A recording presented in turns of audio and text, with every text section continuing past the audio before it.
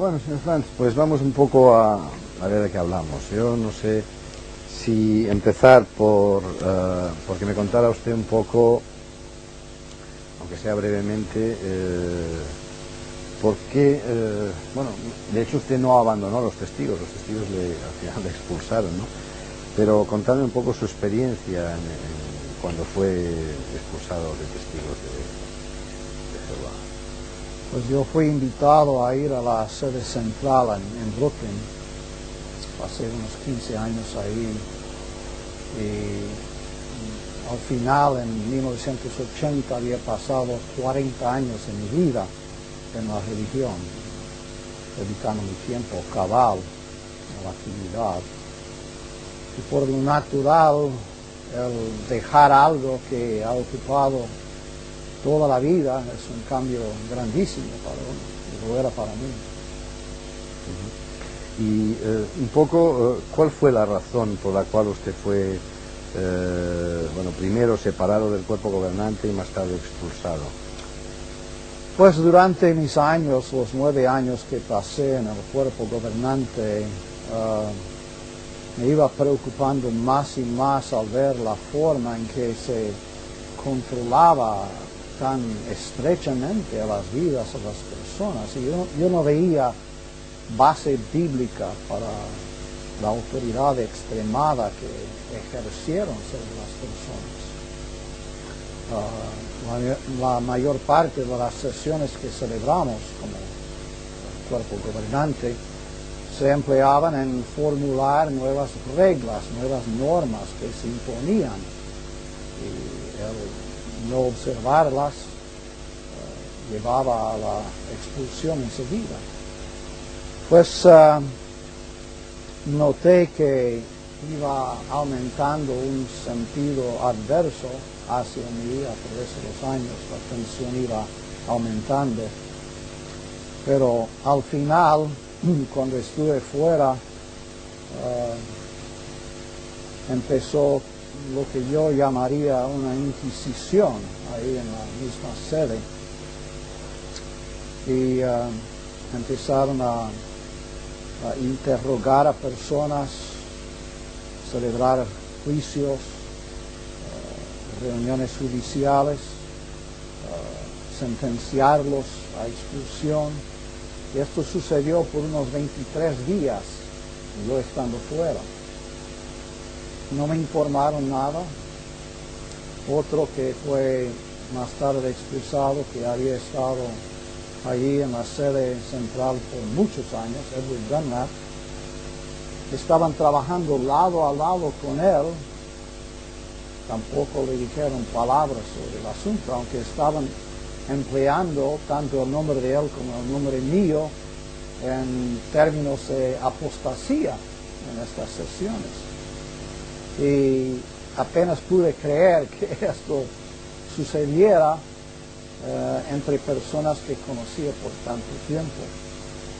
Pero después me invitaron a volver ahí, celebramos sesión, y luego pidieron que renunciara mi cargo.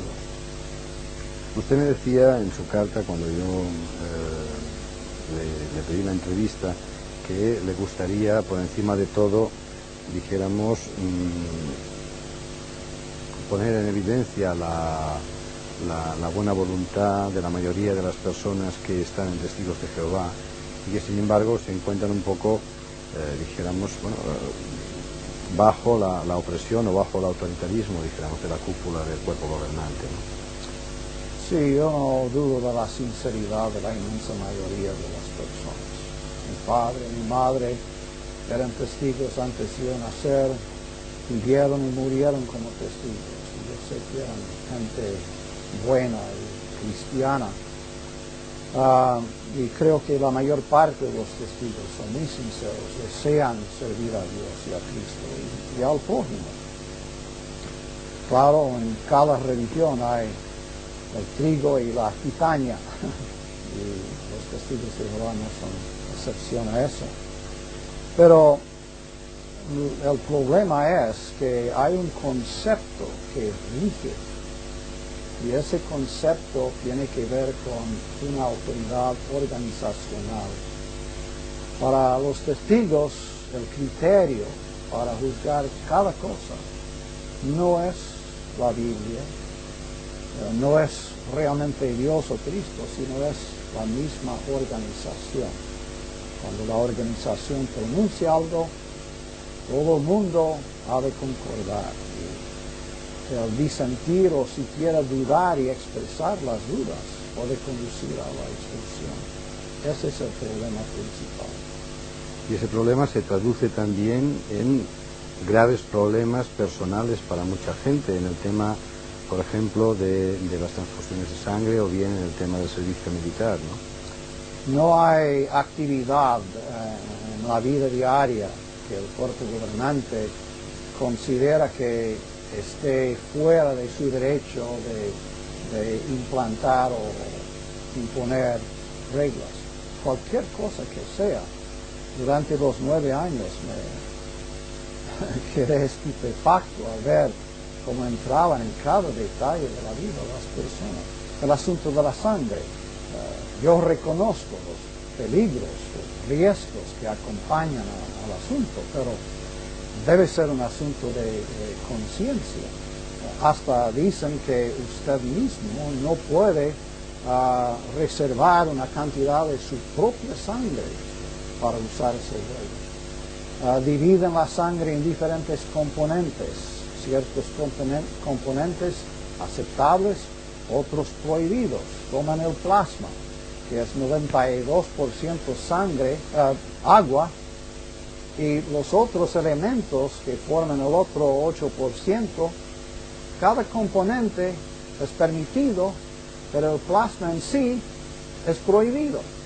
Y como uno dijo, es como si un doctor le dijera, tú no puedes comer sándwich de jamón y queso y pan, pero puedes comer el pan por sí separado, el queso por sí separado y el jamón por sí separado.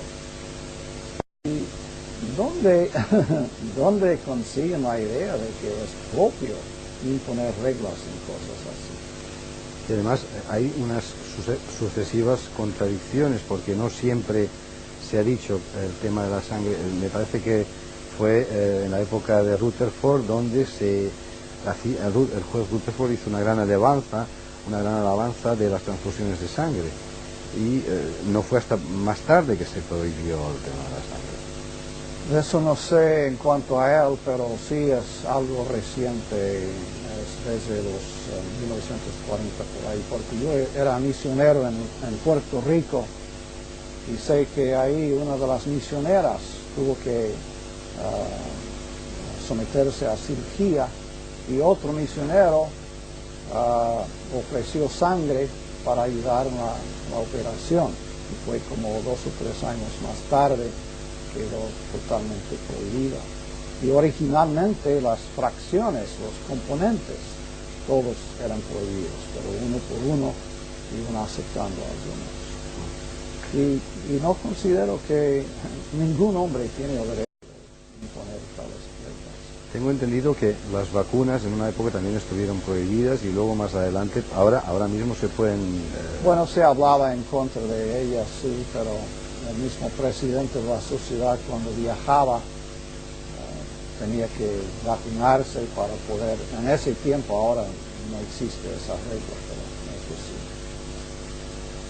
Luego, bueno, el tema central quizá de la creencia de los testigos de Jehová es la cuestión del fin del mundo, dijéramos, tal como la entendemos nosotros. Ustedes hablan del fin de los tiempos, del sistema de cosas, vamos, sí. Los testigos hablan...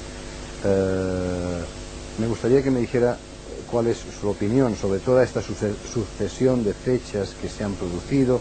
Primero el año 1874, luego el año 14, luego hubo el asunto de que iban a bajar los padres de la Biblia el año 25, se construyó esa casa en California.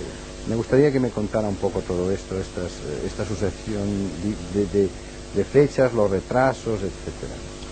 Pues el primer presidente, el fundador de la Watchtower, la atalaya, Russell, Charles Taze Russell, él se atrajo al movimiento de Guillermo Miller en los 1800.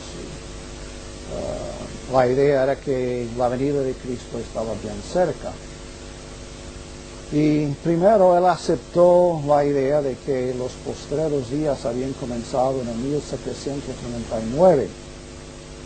Fijó la fecha de 1874 para una venida invisible de Cristo.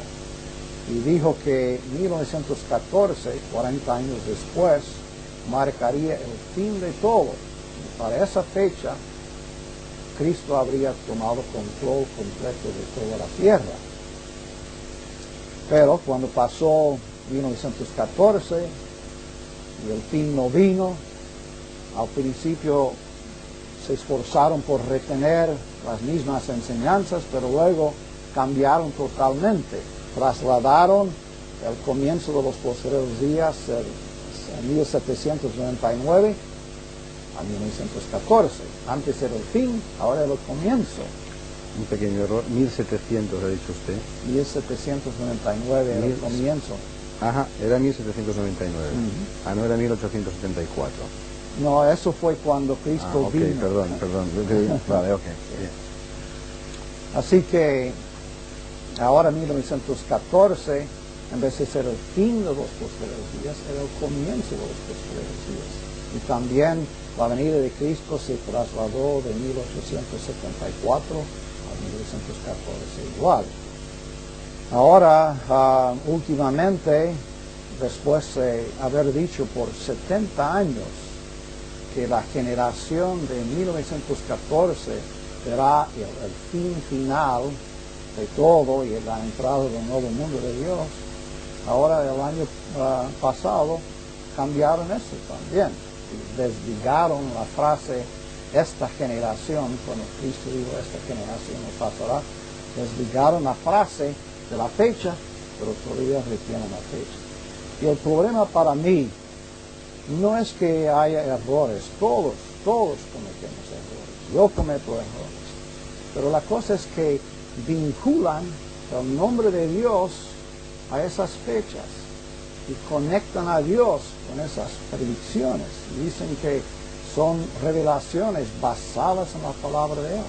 Cuando fallan, ¿cómo afecta la actitud de las personas para con las Escrituras o para con Dios mismo? Tiene que socavar hasta cierto grado su confianza.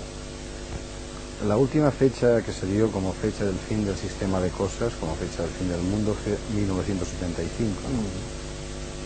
¿Cómo vivió usted ese momento? Pues mi tío originó esa fecha, escribió un libro que contuvo esa información y se indicó que sería el comienzo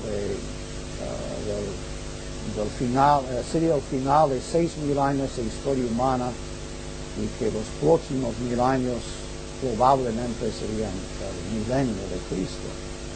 Al principio yo creía que quizás hubiera posibilidad, pero al pasar el tiempo me di cuenta de que es imposible que el hombre pueda fijar una fecha de esa forma. Y en mis discursos procuré amonestar a los hermanos que tuvieran cautela en cuanto a eso, que Cristo dijo que nadie sabe el día ni la hora. Pues se mantuvo en pie la enseñanza hasta llegar al año. Al pasar hubo un gran descenso en el número de testigos. 2 años o más iban descendiendo el número. Y provocó bastante dificultad. Creo que centenares de miles de personas abandonaron el movimiento a causa de eso. Pero cuando esto sucede, el cuerpo gobernante, en vez de admitir francamente su error, buscan la forma de esquivar la responsabilidad. Lo han hecho así con este asunto de la generación de 1914. Ellos dicen en sus publicaciones, había tiempo cuando los testigos de Jehová especulaban, y realmente los testigos de Jehová no hacen nada de su propia iniciativa. Todo lo reciben desde arriba, todo. si especulan, es resultado de lo que se les ha dado. Incluso, bueno, hubo, dijéramos, respecto a estas órdenes desde arriba, a partir del presidente Nor, cuando él, dijéramos, democratizó hasta cierto punto las decisiones, porque las traspasó del presidente al cuerpo gobernante, entonces hubo la regla esa de los 2/3 para cambiar las cosas, ¿no? Y eso influyó decisivamente en el tema del servicio militar sustitutorio. Me gustaría que me contara un poco ese mecanismo un poco absurdo si se consiguen los 2/3 cambiamos y si no nos quedamos con lo viejo, ¿no? Con lo antiguo, con lo de siempre.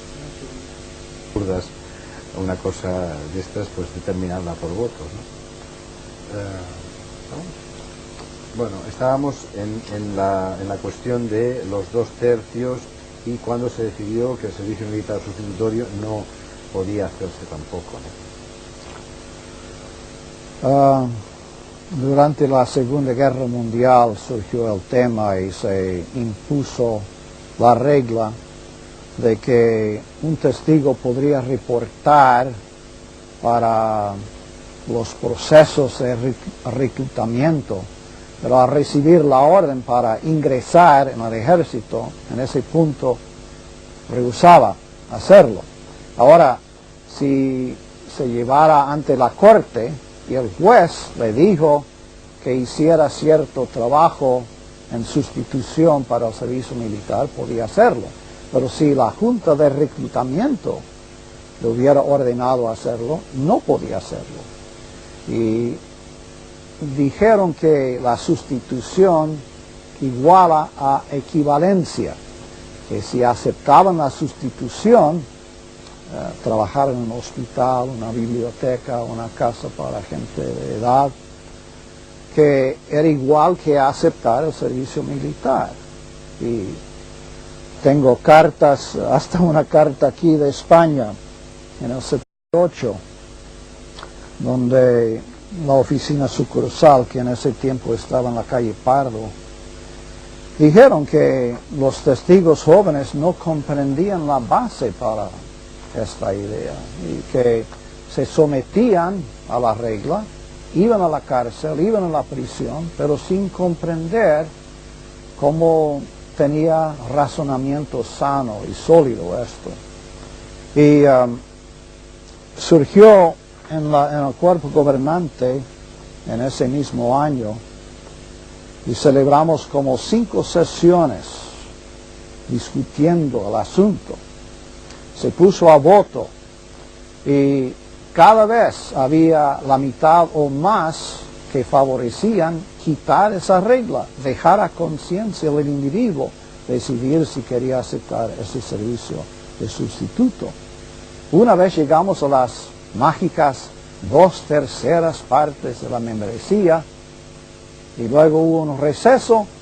Después un miembro, Lloyd Barry, dijo que había cambiado de idea, se destruyó las 2/3 partes, la regla quedó en efecto y miles de personas todavía irían a la prisión porque no se había cambiado la regla.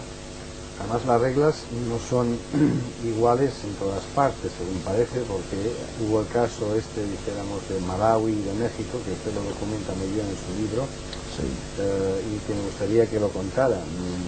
Yo no sé si los testigos van a creer en esto. Yo he argumentado con algunos de ellos y me han dicho que es absolutamente falso, que es imposible que los testigos de Jehová en México sobornen a ciertos oficiales para que les den la cartilla militar. Me gustaría que esto lo dejara muy claro. Porque pues yo mismo ignoraba totalmente el asunto hasta que fui enviado a México en el 78 y los miembros del comité de la sucursal me explicaron el asunto de que allí en España, en México, había el servicio militar y tenían que tener una cartilla firmada indicando que habían cumplido con eso y que era costumbre, no una cosa rara, sino costumbre, que fueran algún oficial militar que estuviera dispuesto a poner su firma, le pagaban una cantidad de dinero y así evitaban eso. Y el por qué los miembros del comité de sucursal me hablaron del asunto era que estaban leyendo de lo que pasaba con los testigos en Malawi. En Malawi se les pedía a los testigos que compraran una tarjeta del partido que gobernaba el país. Era un país unipartidista, un solo partido en todo el país, así que el partido en efecto era el gobierno, costaba unos 25 centavos o algo así. La sucursal en Malawi les avisó que no habían de hacer eso, que sería quebrantar su neutralidad. Como resultado hubo olas violentas o de violencia increíble. Quemaron centenares de hogares, campos sembrados, mataron a algunos, ultrajaron a más de 1,000 de las mujeres de entre los testigos. Había un tiempo en que 20,000 testigos habían huido del país a Mozambique y otros países vecinos. Pues sabiendo que eso estaba pasando y había varias olas de violencia, pues perturbaba a estos testigos en México, sabiendo que sus propios testigos acostumbraban pagar sobornos para que la cartilla les fuera firmada. Yo volví a Brooklyn y presenté el asunto ante el cuerpo gobernante y nada se hizo. ¿Y esto por qué sería? Quizá un poco por una política dijéramos, de cercanía de México. México, como es un país más cercano a Estados Unidos, etcétera, bueno, les dejamos dar, mientras que lo africano quedaba más lejos. Pues este arreglo imperaba por muchos años y lo habían presentado antes de hablar conmigo. Como 15 años antes habían escrito a la sede central y recibieron carta del presidente de la sociedad. Ahora, en México tenían una situación distinta. La organización operaba no como organización religiosa, sino cultural. Y creo que era para evitar problemas con el gobierno y no llamar atención a la religión, que decidieron permitir eso. El presidente dijo que es asunto de ellos, es un asunto individual, personal. El individuo tiene que decidir. Pero en Malawi, evidentemente, no era, fue mucho más sangrante el asunto, ¿no? Sí. Era mucho más... Horrible. Pero no se dejaba conciencia de ellos decidir. Y eso me afectó y había asunto tras asunto así a través de los 9 años que la tensión iba aumentando para mí en mi corazón. En España, yo cuando he hablado con compañeros acerca de este asunto, con periodistas y tal, bueno, voy a hacer un reportaje sobre testigos de Jehová, el problema que significa, dijéramos, como secta y tal. La idea en general es, tanto por parte de los compañeros como por parte de la sociedad, que los testigos no son malos, no hacen daño a nadie, con lo cual, ¿por qué te vas a meter con ellos, no? Sí. Sin embargo, los testigos dicen no, bueno, o los ex testigos dicen no hacemos daño a nadie, pero a nosotros mismos, ¿no? A nosotros mismos sí. Es un problema no, quizás el denunciar estas prácticas de los testigos,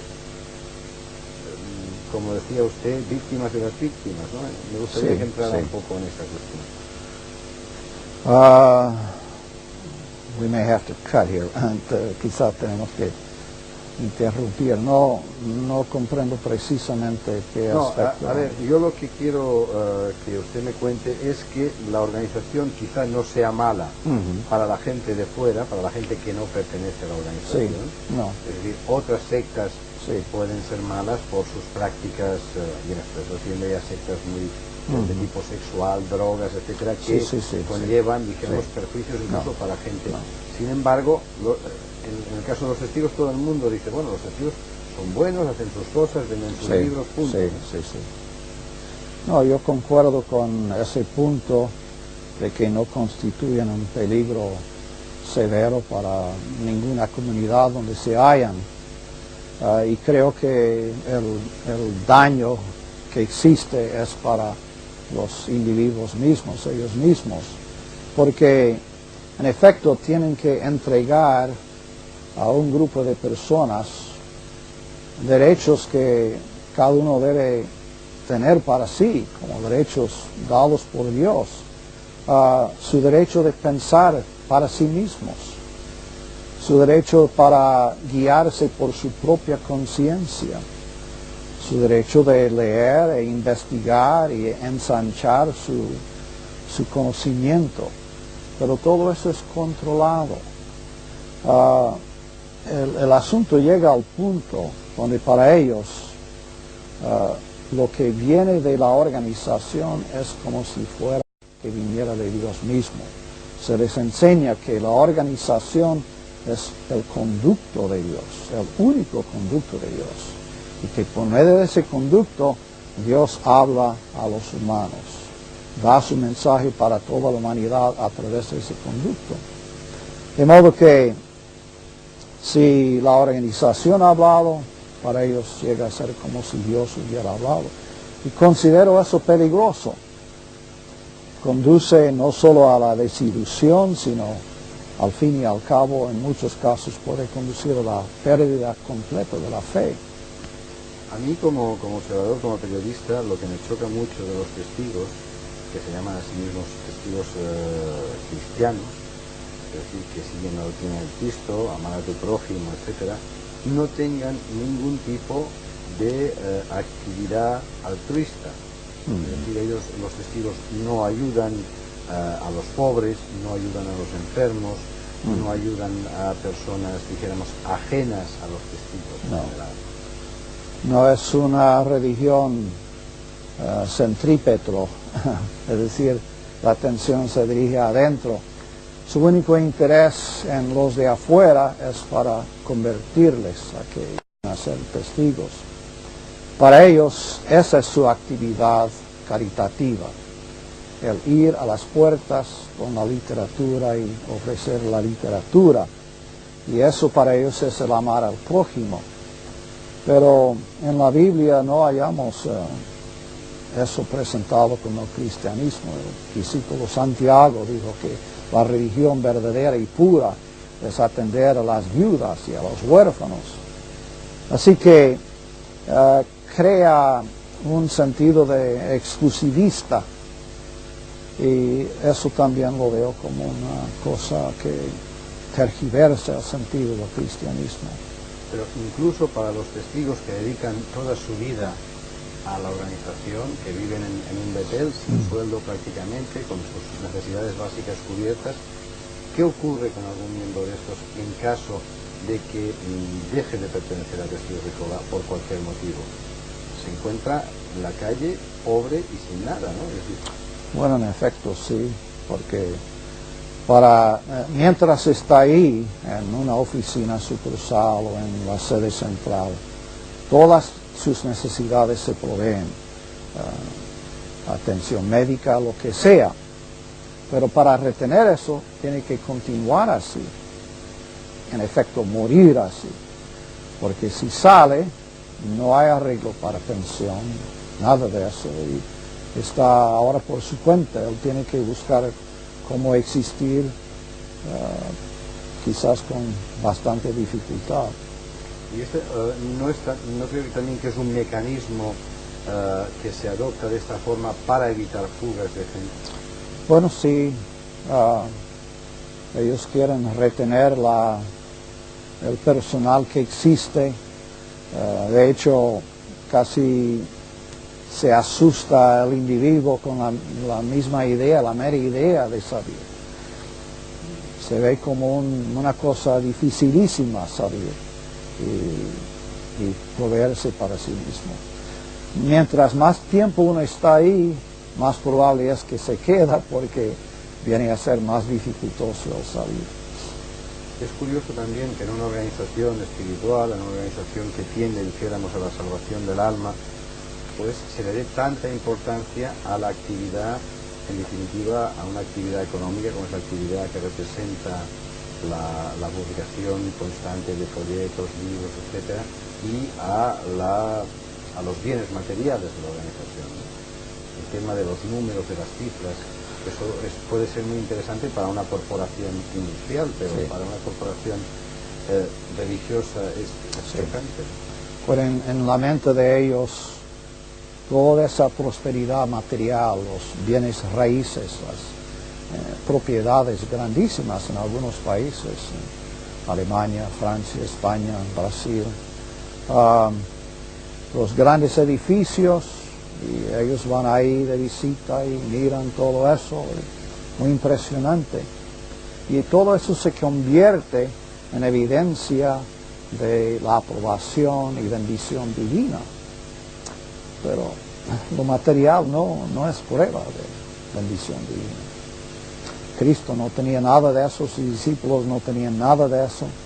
Cuando dijeron, mira, Señor, al templo, qué grandes edificios. Jesús no dijo que esa era evidencia de bendición divina. Estamos, desde un punto de vista, dijéramos, estrictamente temporal, al final de la generación de 1914. Prácticamente, pues en el año 2000, a la gente del año 14 tendrán todos más de 80 años, 86 años tendrán como mínimo, ¿no? Sí. Esto está dentro de pocos días. Y dentro de 10 años más prácticamente no habrá nadie, habrán muerto todos. Sí. ¿Usted cree que puede haber una inflexión en los años próximos respecto a la doctrina del año 14 y por ende respecto a toda la construcción teológico-científica de los testigos? ¿Podría haber un cambio radical? El tema surgió ya en los 1970 en el cuerpo gobernante y había bastante discusión sobre el asunto, pero decidieron retener la fecha y las enseñanzas tal y como estaban. Pero originalmente se creía que al hablar de la generación de 1914 estaban refiriéndose a personas adultas, pero iban pasando las décadas y luego empezaron a hablar de que personas de 14 años de edad tenían sentido suficiente para comprender lo que estaba pasando. Iba pasando más tiempo, lo redujeron a los de 10 años de edad. Hallaron una revista que decía que un joven de 10 años de edad podía comprender. A lo último estaban hablando de los que habían nacido en 1914. Pero el año pasado aparentemente se dieron cuenta de que ya no era sostenible la enseñanza. Y como digo, publicaron un artículo y desligaron la frase esta generación de la fecha de 1914. En su revista Despertar habían dicho que la revista señalaba a la promesa del Creador de que la generación de 1914 vería la entrada del nuevo mundo de Dios. La promesa del Creador. Y ahí está el problema, el conectar a Dios con predicciones y enseñanzas que resultan obviamente erróneas. Me gustaría que me dijera el concepto de la Gran Babilonia, según los testigos de Jehová, ¿cuál es? ¿A quién se refieren cuando hablan de la Gran Babilonia? Dicen que es el imperio de la religión falsa. Y la religión falsa es toda religión que no sea la de ellos. Sin embargo, yo he preguntado a testigos en la calle y les he preguntado si yo, siendo buen católico, buen musulmán, buena persona en definitiva, podía salvarme. Ellos dicen que sí. Esto no es una contradicción. No están hablando de acuerdo con sus propias publicaciones. No, según la doctrina oficial, cuando llegue el Armagedón, los sobrevivientes serán todos testigos de Jehová. Y por eso cuando dicen que demuestran su amor al prójimo por medio de ir y advertir a las personas en sus casas, el hecho es de que consideran a todas esas personas mundanos, es el término que usan, una persona mundana. Y como digo, ese exclusivismo, yo no puedo armonizarlo con el cristianismo. Es más bien la actitud de los fariseos, que despreciaban a los que no eran de su religión. Usted sabe que su libro, Crisis de Conciencia, ha servido para hacer reflexionar a muchas personas que están dentro de Testigos de Jehová. Y yo pienso que por el hecho de haber sido este miembro del cuerpo gobernante, muchas personas prestarán atención a sus palabras, muchas personas que están todavía dentro de la organización. Yo no sé si usted puede darles algún consejo, si quiere darles algún consejo, ¿qué les diría? Cuando escribí el libro, lo escribí como debido a un sentido de obligación.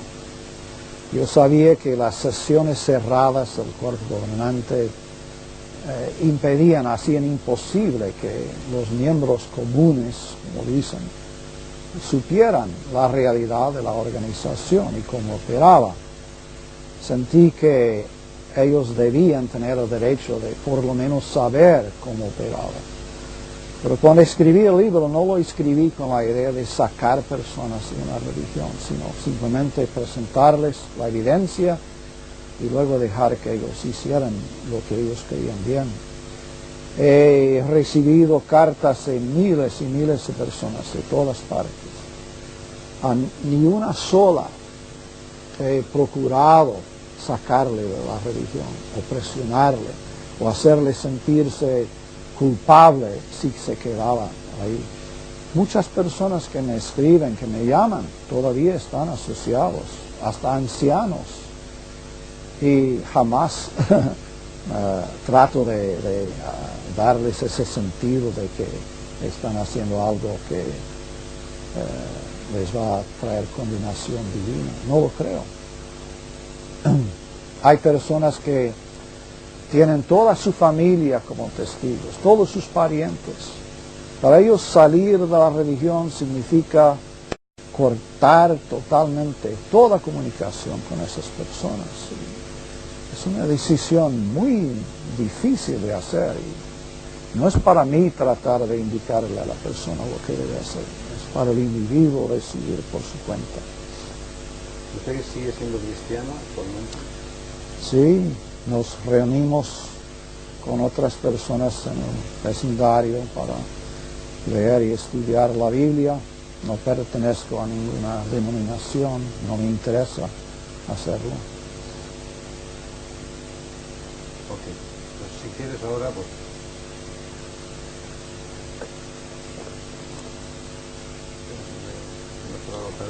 Haga otra vez el mismo gesto, que vamos a hacer un corto, dejando el vaso sobre... Aunque no quiera beber, haga como que bebe, coja el vaso.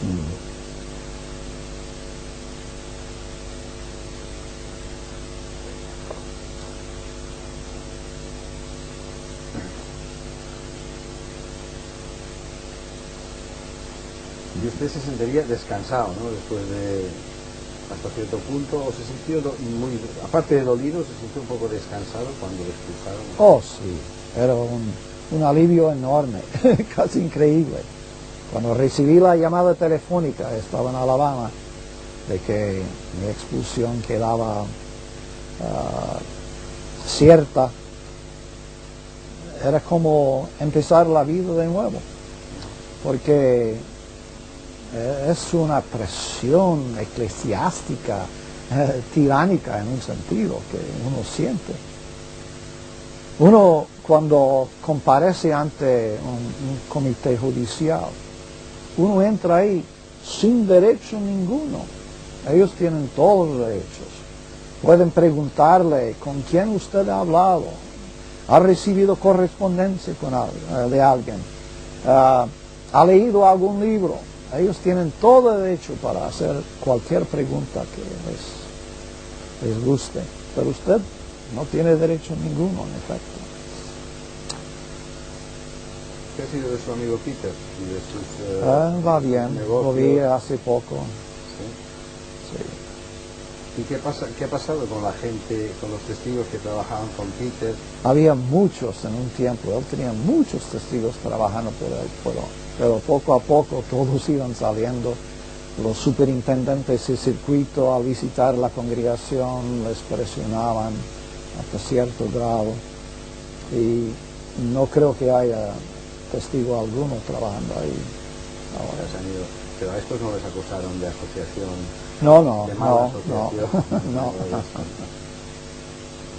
Cuando pasábamos al restaurante donde había comido él y su esposa y la esposa mía, habíamos comido los cuatro ahí, y luego eso se usó para mi expulsión.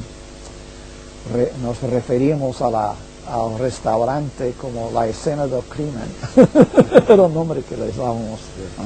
Y entonces él decidió dimitir en cuanto a su posición de anciano. Pero, yo las personas que conozco que han salido todas, dijéramos, en base a una reflexión interna, no por cuestiones de tipo organizativo, es curioso. Sin embargo, las cuestiones de tipo organizativo son las que más influyen, las que tienen más peso en la vida de estas personas. Es decir, que ellos han... la caída del comunismo.